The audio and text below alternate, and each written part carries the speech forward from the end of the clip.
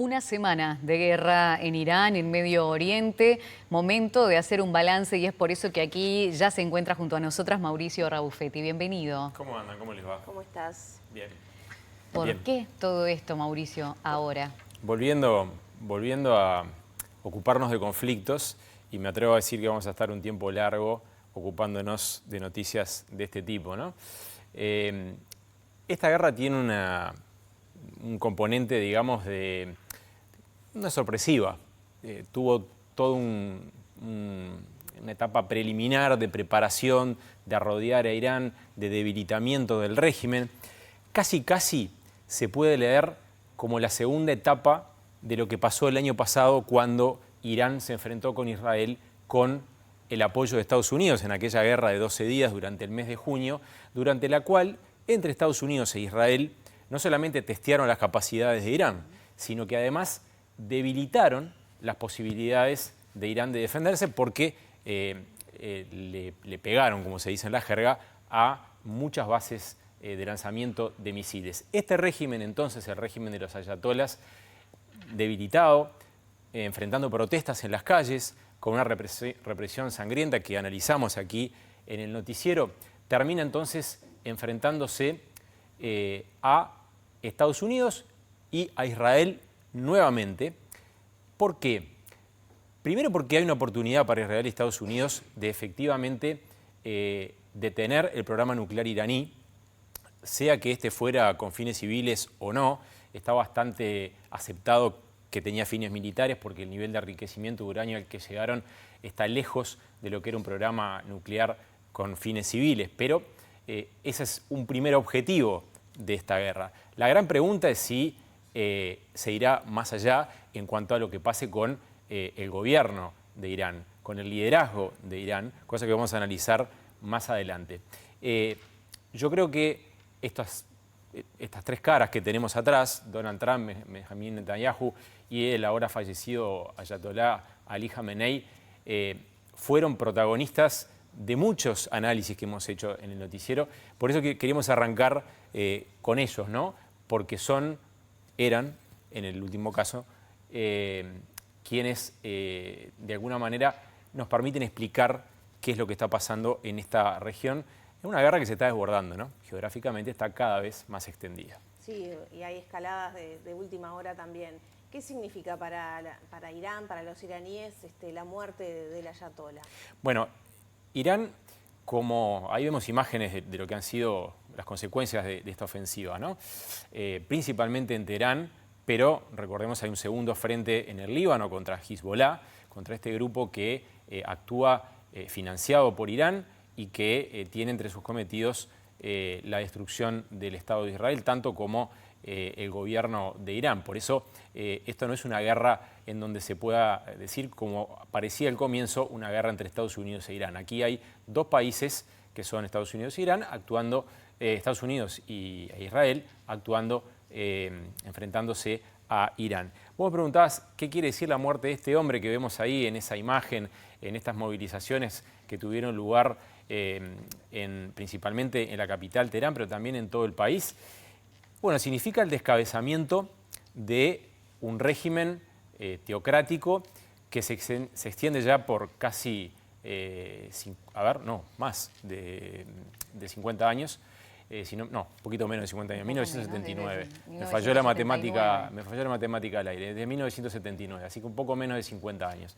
Lo cierto es que la gran pregunta es si habrá un sucesor que encabece este régimen o si Estados Unidos e Israel irán un poco más allá. Han tenido expresiones que han ido en un sentido y en otro. Si uno escucha al secretario de Defensa y al secretario de Estado, hablan de que no se busca necesariamente una caída del régimen, pero Donald Trump llamó a los iraníes a recuperar las instituciones de gobierno. Recordemos, los iraníes que fueron duramente reprimidos en las últimas semanas, principalmente ahora a fines de enero, por protestar por la situación económica. Así que es un golpe durísimo porque además es la primera víctima, si se quiere, de los bombardeos que empezaron, como decían ustedes, hace una semana. Ni más ni menos que el principal líder del país. Es un golpe muy simbólico que dan Israel y Estados Unidos en el comienzo de esta guerra y que continuó además con ataques a los cuarteles de los Guardianes de la Revolución, que son el ejército o la policía religiosa del régimen y que tienen una influencia fundamental en el desarrollo político de Irán. Irán entonces se apresta, en principio, a escoger a un sucesor de Ali Jamenei, pero podría ocurrir que hubiera un cambio de régimen tal y como están las cosas. Por supuesto, estamos en el terreno de las conjeturas, ¿no? Con respecto a esto que decías, que se va extendiendo el conflicto, tiene que ver con la decisión de Irán de atacar determinados puntos claves de sus enemigos, pero también de la participación de otros países, ¿no? En cuanto a estos movimientos, como Reino Unido, Francia, que empiezan a desplegar portaaviones, y uno empieza a preguntarse, bueno, ¿hasta dónde, no? Bueno, vamos a cambiar de placa y vamos a ir a esa respuesta, porque en este mapa que ustedes tienen acá, que elaboró Andrés para nosotros, lo que tienen en rojo más grande es, en este caso,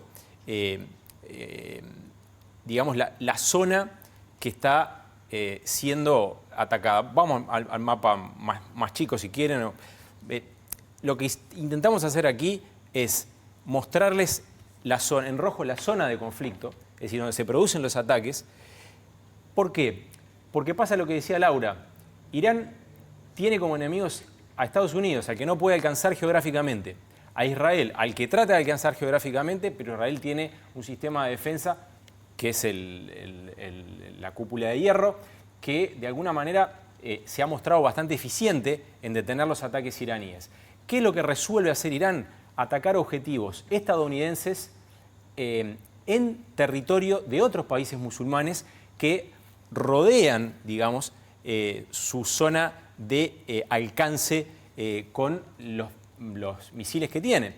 Resultado, países como Kuwait o como Bahrein, como Qatar, bueno, Arabia Saudita, por supuesto, Jordania, también Turquía, que lo ha negado, pero la OTAN lo ha confirmado, y hasta Azerbaiyán, que estaba bastante lejos en un principio de la zona de influencia, que ustedes lo ven allá arriba, es el último en rojo, el que está allá arriba, ha sido atacados por Irán, han recibido misiles de Irán. ¿Por qué? Porque muchos tienen bases norteamericanas y porque en otros casos el régimen iraní entiende que puede dañar objetivos de países que están ayudando logísticamente en el ataque en su contra. Es decir, que lo que tenemos aquí es un país y un movimiento, Hezbollah, que está implantado en Líbano, enfrentado por el momento a dos potencias militares, pero podría pensarse que si la situación continúa tal como ustedes la describieron, con este cúmulo de ataques a países de alrededor,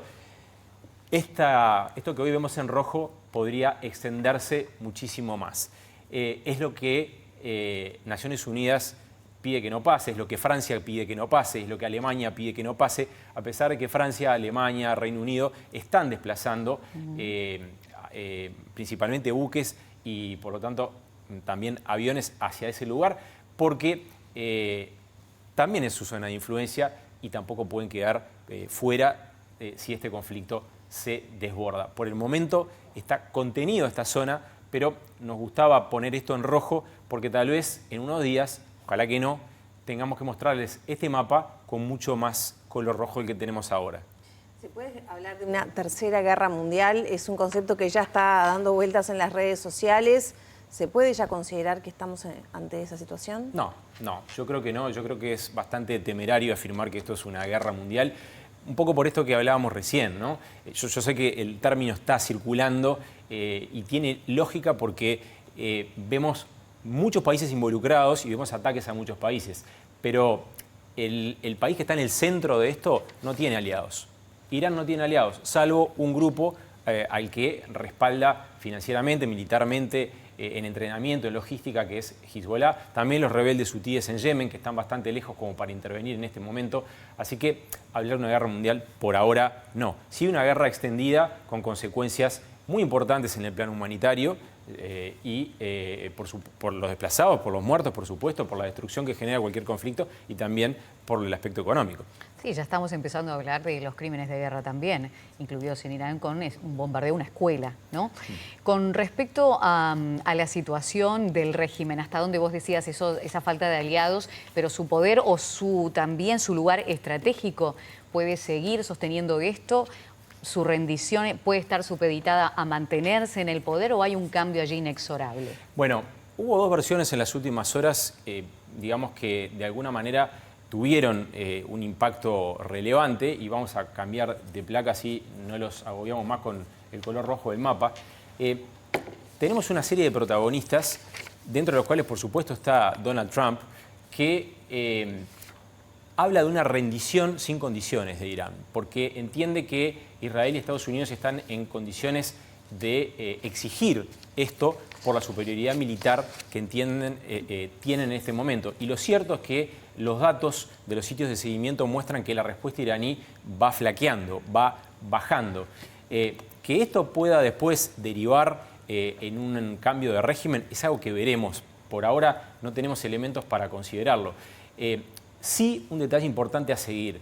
Hasta ahora, en esta semana, no ha podido avanzar el proceso de elegir a un nuevo ayatollah, si es que Irán irá por ahí.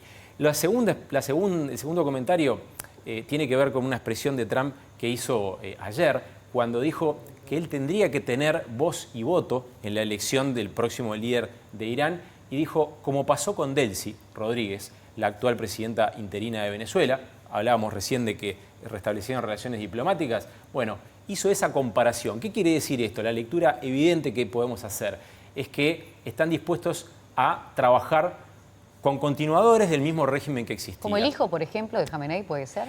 Está bastante descartada esa posibilidad. Bueno, Trump la descartó, pero está bastante descartada porque además dentro de Irán no está bien visto que haya un régimen de características hereditarias. Entonces, de alguna manera el nombre suena, también suena el nombre del Shah de Irán, que es un hombre que hace muchas décadas que no vive en Irán, pero no parece ir. El que fue,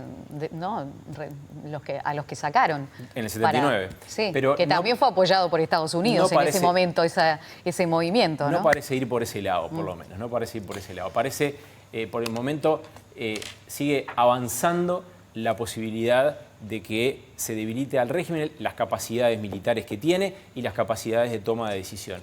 Después, habrá que ver en qué condiciones Irán negocia si es que esta guerra termina con una capitulación o con una derrota en el terreno del país que ha sido atacado. Eso es algo que lo veremos, no podemos sacar conclusiones en este momento. Ya tenemos que ir cerrando, pero ¿qué consecuencias podría tener en la economía mundial? Pienso, por ejemplo, con Ucrania, en la nuestra, en la compra de petróleo. La ministra Cardona, bueno, hizo hincapié el otro día que le estamos comprando más a países de Occidente, no de Oriente, pero es un tema con los precios, no solo la disponibilidad. Claro, ¿no? Exactamente. Se refería un poco al tema del suministro, es decir, nosotros estamos más cubiertos en materia de suministro, pero de los precios no nos hablamos porque somos importadores, 100% del petróleo que utilizamos lo importamos, no tenemos petróleo por ahora.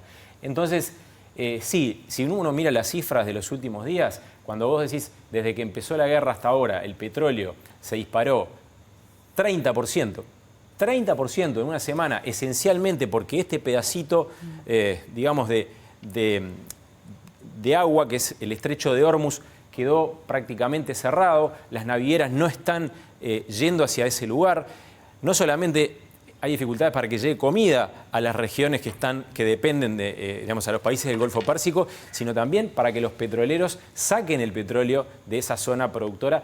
20% del petróleo y del gas que se consume en el mundo pasa por allí. Entonces, lógicamente, el mercado ¿cómo reaccionó? A pesar de que hay sobreoferta de petróleo, reaccionó desde un precios bastante bajos con un salto enorme. Y, por supuesto, eso tiene consecuencias para todos los países. En el caso nuestro, habrá que ver cuánto se prolonga esto. Pero, evidentemente, y la advertencia que viene de todos los organismos internacionales, de los economistas, esto es potencialmente inflacionario. Recordemos lo que pasó cuando empezó la guerra en Ucrania, recordemos lo que pasó cuando empezó la pandemia, cuando se cortan esas cadenas de suministro, cuando hay problemas, por ejemplo, para estoquear el petróleo, cuando se para la producción, cuando empieza a subir el precio y, bueno, lógicamente todos los países pagan las consecuencias. En ese sentido, esta guerra sí tiene un alcance mundial, más allá de que no sea una conflagración planetaria, ¿verdad?